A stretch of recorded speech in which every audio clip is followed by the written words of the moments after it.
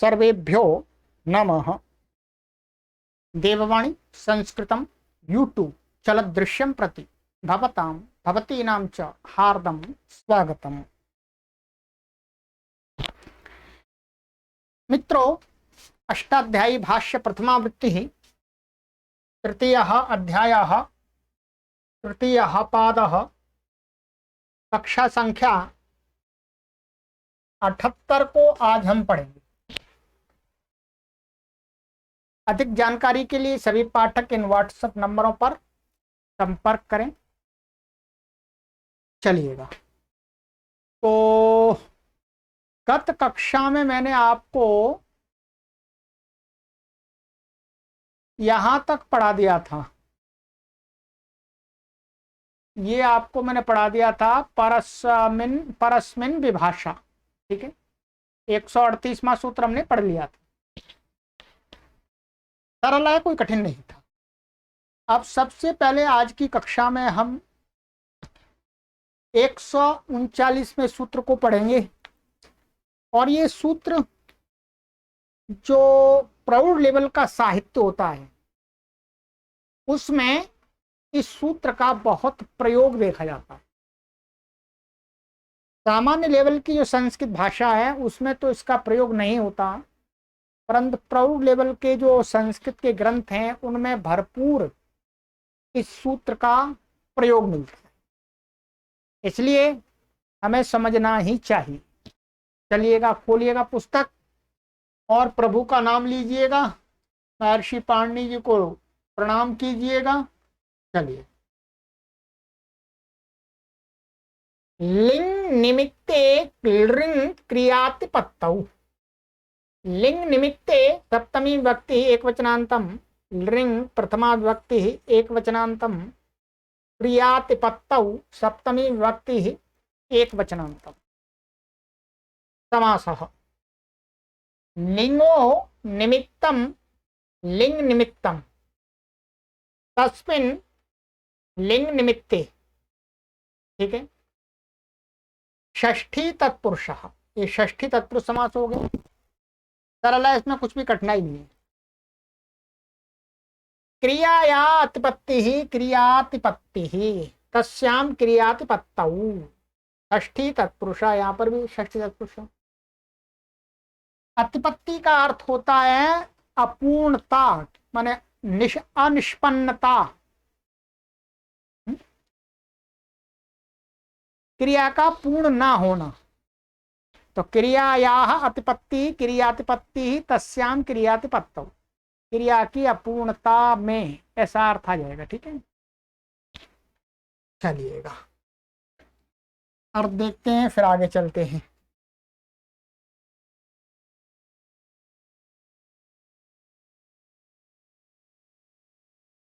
अनुवृत्ति इसके अंदर आती है भविष्यति धातोः प्रत्ययः परश्च। ठीक है, इसकी अनुवृत्ति आ रही। अर्थः भविष्यति काले लिंग निमित्ते क्रियातिपत्तौ सत्याम धातोर लृंग प्रत्ययो भवति। सरल है, कहते हैं भविष्यत काल में क्या है, लिंग निमित्ते क्रियातिपत्तौ सत्याम। लिंग का निमित्त माने लिंग, जिस कारण से लिंग लकार का विधान किया गया है। लिंग लकार होता है जिस कारण से, जिस हेतु से, जिस चिन्ह से, तो वो हो गया लिंग निमित्त। तो लिंग का निमित्त होना चाहिए। और क्रिया अतिपत्तौ, और क्रिया की अपूर्णता, क्रिया संपन्न नहीं हो रही हो, तो क्या है, ऐसे अर्थ में, भविष्यत काल के अर्थ में वर्तमान धातु से लृंग प्रत्ययो भवति, माने लृंग प्रत्यय होता है। लृंग लकार बोलते हैं इसको। आगे बता रहे हैं गुरुजी ने, हेतु मतोर लिंग इत्येवमादिकं लिंगो निमित्तम। यहां पर एक सूत्र दिखाया है, आगे हम पढ़ेंगे इसको। ये 3-3-156 का सूत्र है कि लिंग प्रत्यय कहां पर होता है, हेतु में और हेतु मान होने पर। माने हेतु द्योतित होने पर और हेतु मान द्योतित होने पर क्या होता है, लिंग प्रत्यय होता है। तो इसका मतलब क्या हुआ, लिंग का निमित्त क्या है, हेतु और हेतु मत। उसको भी समझा देंगे, सरल है वैसे तो क्या है, ये लिंग का निमित्त है। आगे इसके आगे और भी सूत्र हैं, तो मुख्य रूप से ये सूत्र ले लिया यहाँ पर एक, कि लिंग का निमित्त, जैसे यहाँ पर इस सूत्र से लिंग लकार होता है हेतु और हेतु मान को बताने के लिए। ठीक है, तो लिंग का निमित्त हो। ठीक है, अब आ जाइएगा, अब इस सूत्र को पहले पढ़ेंगे फिर इसका उदाहरण देखेंगे। ठीक है, पहले हेतु और हेतु मत और लिंग ये पढ़ना पड़ेगा हमको। देखिएगा,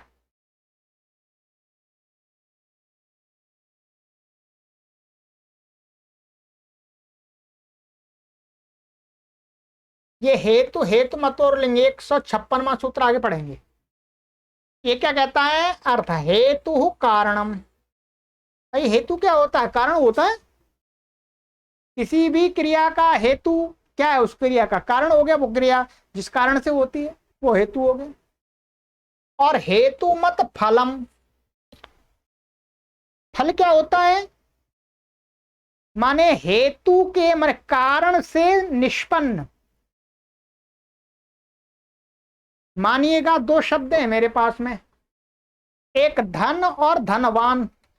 यहां लिख देता हूं मैं आपके लिए। ठीक है, एक शब्द है धन, ये धन, और दूसरा शब्द है हमारे पास में धनवान। ठीक है, धन। अब यहां पर घटाना है हमको, दोनों शब्द में आराम से घट जाएगा। ये धन क्या है, कारण किसका, धनवान का। क्या धनवान का कारण क्या है, धनवान किस कारण से है, किस हेतु से है, क्योंकि उसके पास धन है। तो इसमें धन क्या हो गया, हेतु हो गया। और धन कारण का फल क्या हुआ, धन जिसके पास में उसको क्या बोलते हैं, धनवान। भाई धन होने का फल क्या है, धन होने का फल यही है कि उसको धनवान कहा जाएगा, वो धन का उपयोग कर पाएगा। सरल शब्द है। तो ऐसे ही यहां पर ये बताया जा रहा है कि हेतु हो, या क्रिया की बात चल रही है, हेतु हो, हेतु माने कारण, और उस कारण से निष्पन्न जो भी कोई माने वो माने के कारण के द्वारा क्रिया के सहयोग से निष्पन्न जो भी कुछ है, क्रिया निष्पन्न होती है, तो वो क्या माना जाएगा, फल माने हेतु मत, उसको बोलेंगे हेतु मत। ठीक है, तो हेतु कारणम हेतु मत फलम हो गया। अब इसका अर्थ हेतु भूते हेतुमति चार थे वर्तमानात् धातु और विभाषा लिंग प्रत्ययो भवति। हेतु भूत में, ठीक है, माने हेतु में अथवा हेतु मान में, माने कारण में अथवा फल में, फल को कहने में वर्तमान जो धातु है उससे क्या हो जाता है, लिंग प्रत्यय होता है। लिंग प्रत्यय का यहां पर कारण क्या दिख रहा है, साक्षात हेतु और हेतु मत, फलम माने कारणम और फलम, यही तो दिख रहे हैं दोनों, स्पष्ट है। तो क्या हुआ, ये हेतु मान लिंग लकार के हेतु निमित्त क्या है, कारण और फल। समझ में आ गया। अब उस सूत्र पर चलते हैं। ठीक है,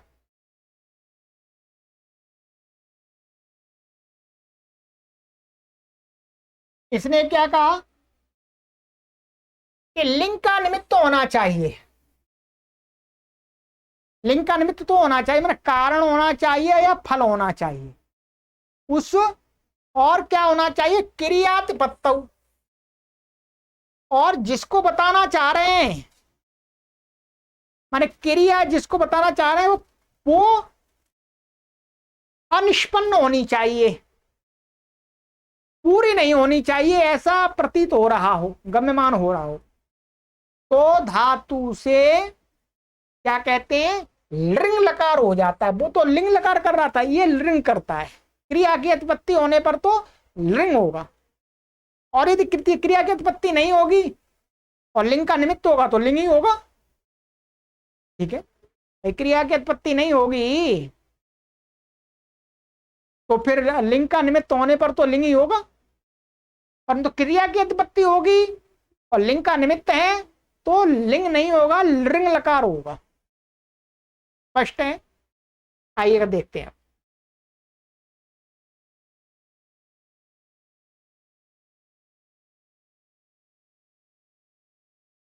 उदाहरण दिया यहां पर, दक्षिणेन चेद आगमिष्यत् न शकटम पर्याभविष्यत् अभोक्ष्यत् भवान् घृतेन यदि मत् समीपम आशिष्यत। इसका अर्थ है, कोई व्यक्ति कह रहा है कि दक्षिणेन चेद आगमिष्यत् न शकटम पर्याभविष्यत्, यदि वह दक्षिण मार्ग से आएगा तो उसका छकड़ा, माने शकट माने शकट माने छकड़ा, माने उसका जो छकड़ा का मतलब जो बैलगाड़ी कह सकते हैं, वो न पर्या भविष्यत माने वो पलटेगी नहीं। समझिएगा, पलटेगी नहीं। अब क्या नहीं पलटेगी, इसका विपरीत होना क्रिया की। यहां क्रिया की पूर्णता क्या है, यहां पर न पलटना, ये देखना है। क्रिया की पूर्णता क्या है, न लगा करके हम किसी क्रिया को बता रहे हैं तो नहीं पलटेगा, तो पलटना नहीं होना चाहिए तो ठीक है, परंतु इसका विपरीत हो जाना, क्या माने पलट ही जाना, ये क्या है, क्रिया की अतिपत्ति हो गई। न पर्या भविष्यत की अपूर्णता, माने उसका विपरीत देखेंगे तो क्या आ जाएगा, पलटना आएगा, पर्या भविष्यत, पर्या भविष्यति। ठीक है, अब ये कह रहे हैं, दक्षिणेन चेद आगमिष्यत न शकटम पर्या भविष्यत। कोई व्यक्ति है, उसको पता है कि ये वह व्यक्ति दक्षिण मार्ग से ही आएगा और उसका रथ जरूर पलटेगा, वो किसी को कह रहा है।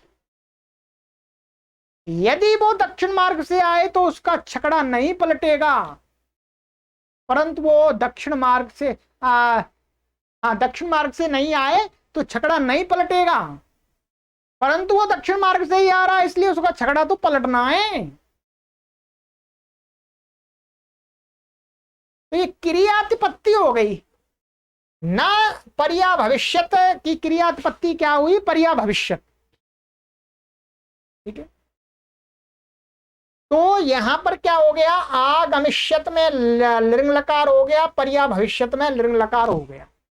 ठीक है, अब इसमें लिंग का निमित्त क्या है ये अभी बता देंगे आपको। ठीक है, अभोक्ष्यत भवान घृतेन यदि मत समीपम आशिष्यत, यदि आप मेरे पास आप घृत से रोटी खाते, मैंने खाओगे, आप घृत से रोटी खाओगे यदि मेरे पास में बैठोगे, परंतु आप मेरे पास में होगे ही नहीं, इसलिए तुम घी से रोटी खा ही नहीं पाओगे, माने घी से भोजन नहीं कर पाओगे।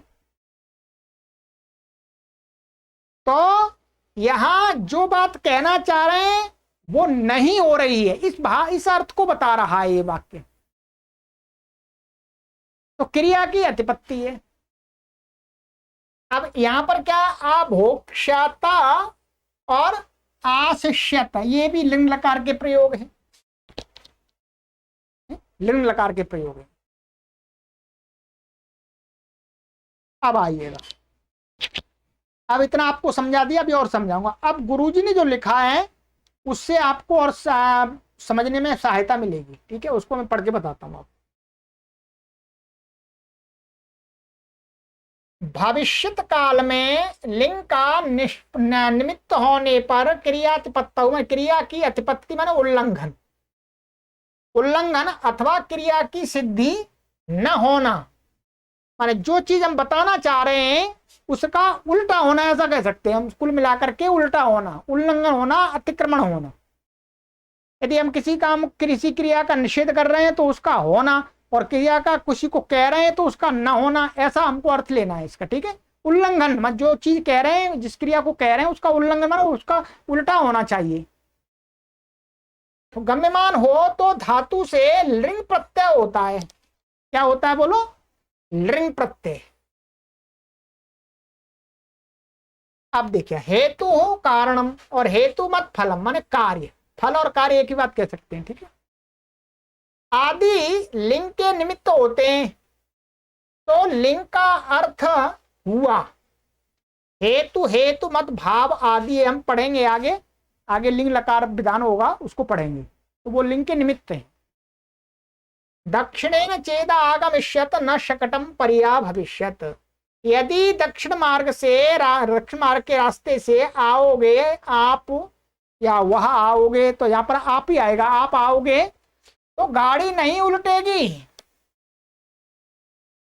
अब देखिएगा यहां पर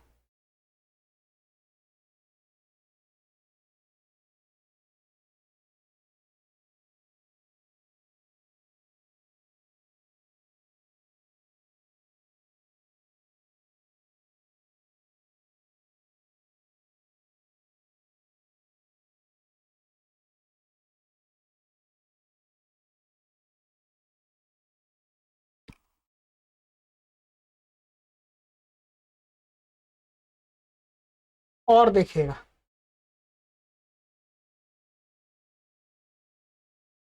यदि दक्षिण मार्ग के रास्ते से आओगे तो गाड़ी नहीं उल्टेगी। और दूसरा उदाहरण दिया है, अब वो उसको बाद में देखेंगे। दूसरा है अभोक्षत भवान घृतेन यदि मत समीपम आशिष्यत। यदि आप मेरे पास बैठोगे तो घी से भोजन करोगे। उदाहरण में दक्षिण से आना तथा मेरे पास बैठना यह हेतु है। ध्यान दीजिएगा, क्या है? इन दो वाक्यों में दक्षिण से आना, दक्षिण मार्ग से, और मेरे पास बैठना, ये क्या है? आगे वाली क्रिया, माने छकड़ा नहीं गिरेगा और घी से भोजन खाओगे। इन दोनों के क्या है? कारण हैं। छकड़े का न उलटना तथा घी से न खाना, यह हेतु मत माने फल है ये। ठीक है, ये कारण माने ये कारण हो गया और ये हो गया कार्य। ये वाला दूसरा वाक्य, दूसरे का जो दूसरी क्रिया वाला, वह दक्षिण से आएगा ही नहीं, अतः छकड़ा टूट जाएगा। मानो वो दक्षिण मार्ग से आएगा ही नहीं, इसलिए उसका छकड़ा टूट जाएगा।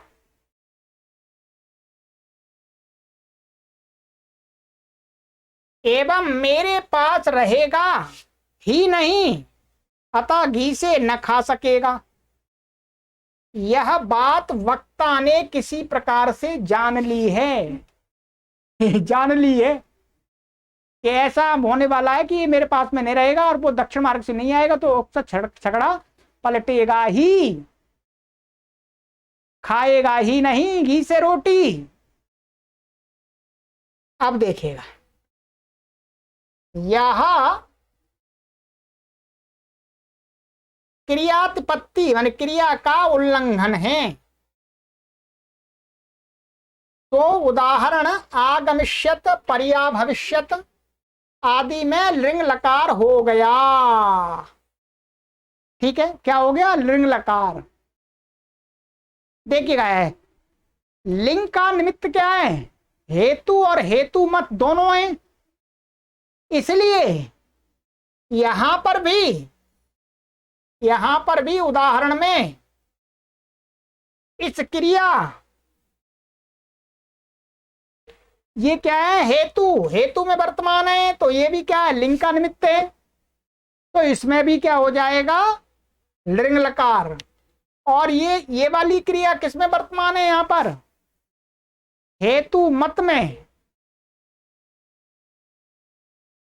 हेतु मत में वर्तमान है न सहित, तो ये हेतु मत में भी लिंग होता है, तो ये भी लिंग का निमित्त है, तो इसमें भी लिंग लकार हो जाएगा। इसलिए इसमें भी और इसमें भी दोनों क्रियाओं में क्या हो गया है, लिंग लकार। ये ध्यान रखेंगे, इसमें लिंग का निमित्त है हेतु और इसमें लिंग का निमित्त है हेतु मत माने फलम कार्यम। इसलिए इस सूत्र से यहाँ क्रिया की उत्पत्ति हो रही है, क्रिया का उल्लंघन हो रहा है, अर्थात जो बताना चाह रहे हैं उसका विपरीत हो रहा है। वो दक्षिण मार्ग से आएगा तो रथ नहीं पलटेगा, इसका मतलब दक्षिण मार्ग से नहीं आएगा, इसलिए उसका रथ 100% पलटेगा। वो मेरे पास में होगा तो वो रोटी घी से खाएगा, अर्थात वो मेरे पास में होगा ही नहीं उस समय, उसको कहीं दूसरी जगह जाना पड़ेगा, इसलिए वो घी से रोटी खा ही नहीं पाएगा। ये भविष्यत काल की है, ध्यान रखें, भविष्यत काल में है। ठीक है, तो इसमें ये हो गया आशिष्यत और अभोक्ष्यत और आगमिष्यत और पर्याभविष्यत, ये सरल है।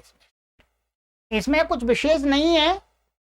लिंग लकार में इस सूत्र से क्या हो गया, लिंग लकार हो गया। ठीक है, लिंग लकार होने के बाद जो इसकी सिद्धि में एक तो स्यतासी लिटो से वहां लिरी से लिंग भी लिया था, तो स्या विकर्ण होता है। और इसमें ये क्या है, लुंग लंग लिंग क्षुद्रता से अटागम हो जाता है। और जो पीछे ई आदि होते हैं, जैसे तिप का है, मिप का है, सिप का है, उनका इतष्ट से लोप हो जाता है, क्यों गित लकार है ये। आगमिष्यत में गमेरिट परस्मयी पदेशु से इट आगम हुआ है, क्योंकि अनिट धातु है वैसे, परंतु गमेरिट परस्मयी पदेशु से क्या हो जाता है, परस्मयी पद परक स्य के परे रहते इट आगम हो जाता है स्य को,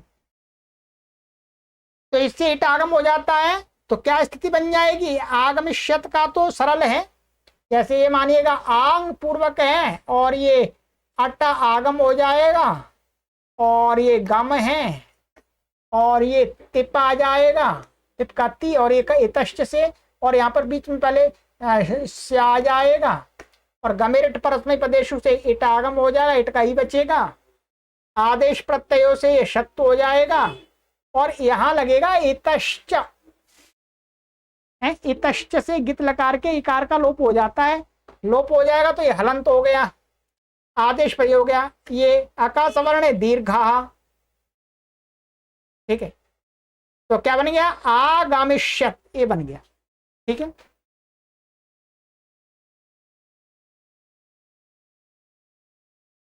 ठीक है। और दूसरा यहाँ बताया ये पर्या भविष्य, पर्या भविष्य में क्या है, परिपूर्वक आंग पूर्वक, अट आगम हो गया, भू धातु है, और ये तिप का अत्ता बच गया, लिंग लिंग लकार इसी से हो गया है। ठीक है, और स्या हो गया, इसमें तो आर धातु का सिट बलादे से इट आगम हो जाएगा। ठीक है, और इसको गुण हो जाएगा, भो हो जाएगा, अब आदेश हो जाएगा।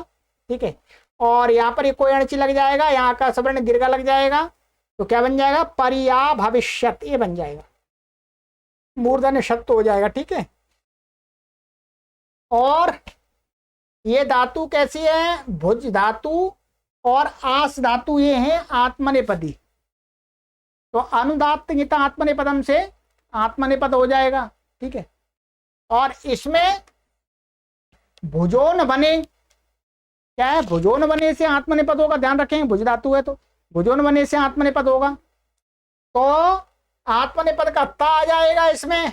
ठीक है, इसमें और ये ऐसा हो जाएगा, अट का अट है और भुज है।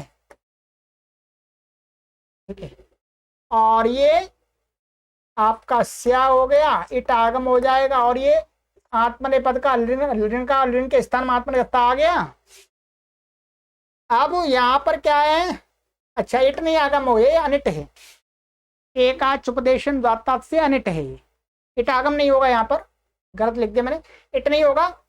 तो ये अब यहाँ पर क्या हो जाएगा, चो कु से इसको क्या हो जाएगा, ग हो जाएगा, क्या हो जाएगा, गा हो जाएगा, इसको इसको गा, और फिर खरीचा, खरीचा से क्या हो जाएगा, इसको क हो जाएगा, और आदेश प्रत्ययों से इसको श हो जाएगा, और इसको गुण हो जाएगा, इसको मान करके पुगंत लघु पदस्य चाहे पहली गुण हो जाएगा। तो और ये अभोक्ष्याता ऐसा बन जाएगा, ठीक है। और आशिष्यता, ये आशिष्यत में आस धातु है और इट आगम हो जाएगा, इसमें आर धातु को सिर बला दे से इट आगम हो जाएगा, और बाकी सारी प्रक्रिया सरल है, वैसे ही बन जाएगा। आत्मनेपद अनुदात्त आत्मनेपदम से आत्मनेपद हो जाएगा, ठीक है। तो इस प्रकार से समझना है। ये तो सिद्धियां हैं, सिद्धियां कुछ विशेष नहीं है। अब क्या है, मुख्य रूप से इस सूत्र का प्रयोग करना आपको सीखना है। प्रौढ़ संस्कृत के वार्तालाप में जहां पर भविष्यत काल में लिंग का निमित्त होने पर क्रिया की अतिपत्ति की प्रतीति हो रही हो, तो इस प्रकार के वाक्यों का प्रयोग करते हैं। अर्थात जो हम कह रहे हैं उस क्रिया का उल्लंघन दिखाई दे रहा हो, अर्थात ऐसा नहीं होगा।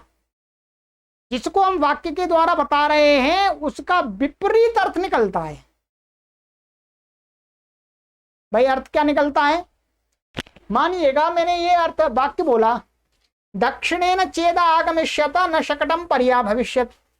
मैं इस वाक्य से ये कहना चाह रहा हूं कि यदि वो दक्षिण मार्ग से आता है तो उसका रथ न, उसका जो रथ है वो पलटेगा नहीं, यही कहना चाह रहा हूं। परंतु कहना तो ये चाह रहा हूं, परंतु इसका जो भाव निकलेगा, सीधा सीधा सेंटेंस का अर्थ तो यही हुआ। अब मेरा जो भाव है, इसका तात्पर्य क्या है, वो दक्षिण मार्ग से आएगा ही नहीं और उसका रथ पलटेगा ही, इस बात को बताना चाह रहा हूं, ठीक है। तो क्रिया की उत्पत्ति की प्रतीति हमें हो रही है तो हम इस प्रकार से उसका प्रयोग करते हैं। अर्थात जो क्रिया हम कह रहे हैं उसका उल्लंघन होता दिखाई दे भविष्यत काल में, भविष्यत काल की क्रिया होनी चाहिए, ठीक है। समझ गए होंगे आप भाई, इसमें तो कोई परेशानी नहीं है। अब आपको जहां कहीं भी साहित्य में इस प्रकार का, सबसे पहले आपको लिंग लकार का प्रयोग मिलता है, कहीं पर भी लिंग लकार और दूसरी जगह भी होता है, परंतु जहां पर लिंग लकार का प्रयोग आपको दिखाई देता है तो वहां आप अपने मन के अंदर ऐसा इस सूत्र को भी अवश्य ध्यान रखें कि लिंग लकार इसमें भी होता है। लिंग निमित्ते लिंग क्रियातिपत्तौ, ठीक है। चलिए ये हो गया, आगे का सूत्र आ जाइएगा।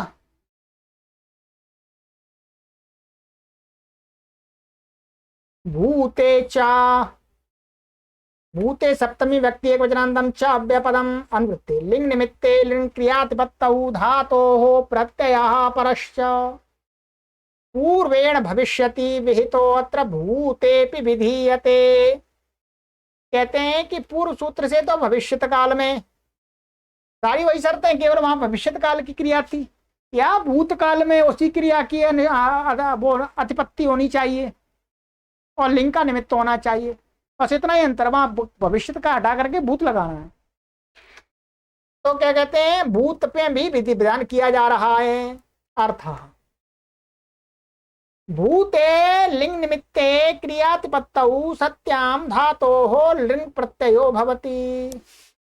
भूतकाल में लिंग का निमित्त होने पर क्रिया की अतिपत्ति में क्रिया का उल्लंघन होने पर धातु से, वर्तमान धातु से लिंग प्रत्ययो भवति, लिंग लकार हो जाता है। उदाहरण देखिएगा, मजेदार उदाहरण है, बहुत अच्छे अच्छे उदाहरण दिए गए हैं।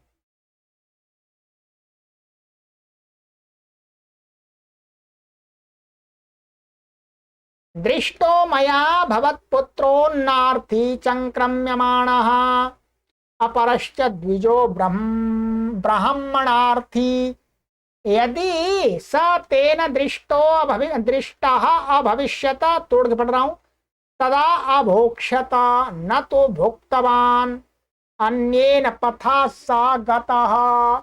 ये बड़ा वाक्य दिया है दर्शाने के लिए। इसका अर्थ क्या है? कोई व्यक्ति किसी व्यक्ति से कह रहा है, क्या कह रहा है कि दृष्टो मया भवत पुत्र अन्नार्थी चंक्रम्यमाण। बाई, मैंने तुम्हारे पुत्र को, माने भिक्षा मांगने, माने अन्नार्थी माने भीख, माने जो क्या बोल, भिक्षा ही बोलेंगे, वो भिक्षा मांगने की इच्छा वाला, चंक्रम्यमाण माने भिक्षा के लिए घूमता हुआ मैंने देखा था। भाई वो भिक्षा के लिए जा रहा था, क्या कोई भिक्षा दे दे, मैंने देखा था उसको, तुम्हारे पुत्र को।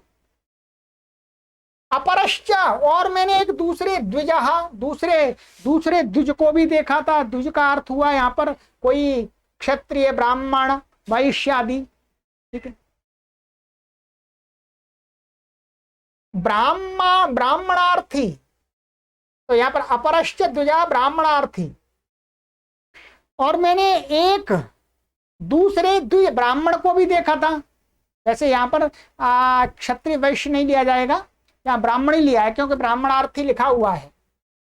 दूसरा अपरश्च, दूसरे किसी द्विज ब्राह्मण को भी मैंने देखा कि वो भी क्या है, वो किसी को भोजन खिलाने के लिए घूम रहा था, भाई कोई मिल जाए मैं उसको भिक्षा दे दूं। और तुम्हारा बेटा घूम रहा था भिक्षा पाने के लिए, मैंने दोनों को देखा। यदि सा तेन अदृष्टो भविष्यत तदा भोक्ष्यत। यदि उस ब्राह्मण ने, माने तुम्हारे बेटे को उस ब्राह्मण के द्वारा देख लिया गया होता भूतकाल में, यदि उस ब्राह्मण के द्वारा आपके, माने सा का अर्थ है ये पुत्र है, पुत्र घूमता हुआ, तेन का अर्थ उस ब्राह्मण के द्वारा दृष्टा, वो देखा गया होता, तदा अभोक्ष्यत, तब उसको भोजन मिल जाता, वो भोजन खाता आपका बेटा।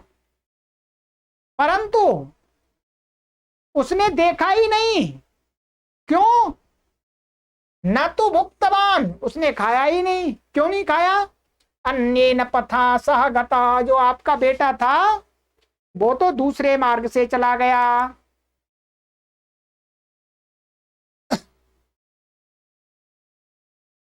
हाँ, वो क्योंकि ये लिखा हुआ है,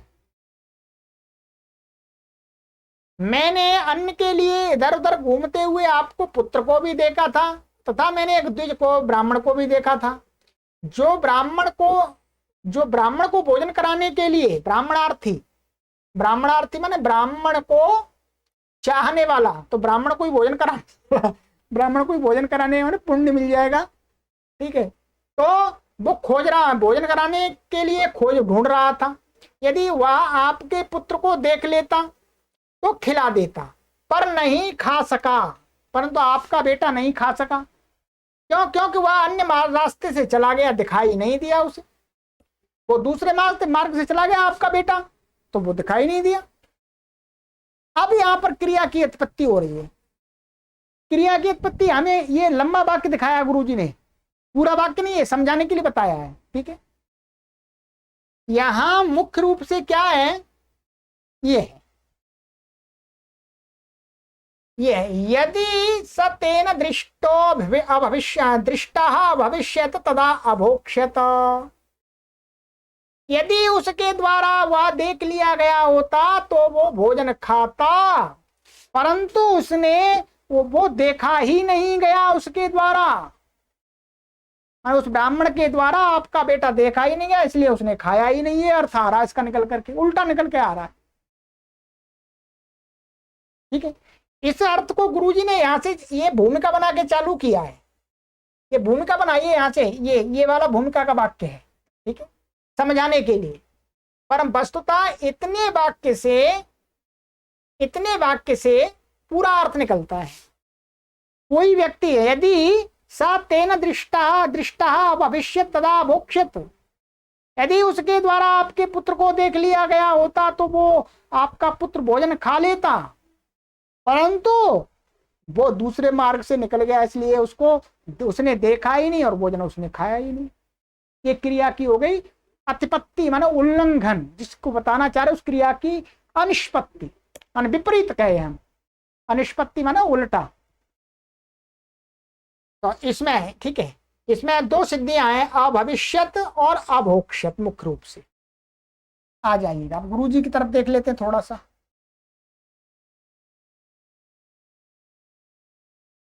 लिंग का निमित्त हेतु हेतु मत आदि हो तो क्रियात्पत्ति होने पर भूतकाल में भी धातु से लिंग प्रत्यय होता है। पूर्व सूत्र से भविष्यत काल में लिंग प्राप्त था, यहाँ भूतकाल में भी विधान कर दिया है।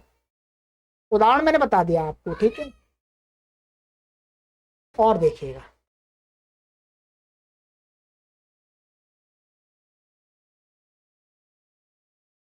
उदाहरण में यदि वह उसके द्वारा देखा जाता यह हेतु है, ये वाला वाक्य क्या है, हेतु है ये क्रिया, तो खिला देता ये क्या है, उसका फल है।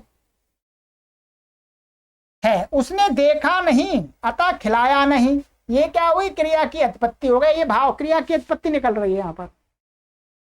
भूतकालता प्रदर्शित करने के लिए दृष्टो मया आदि इतना बड़ा वाक्य दिखाया है गुरुजी ने,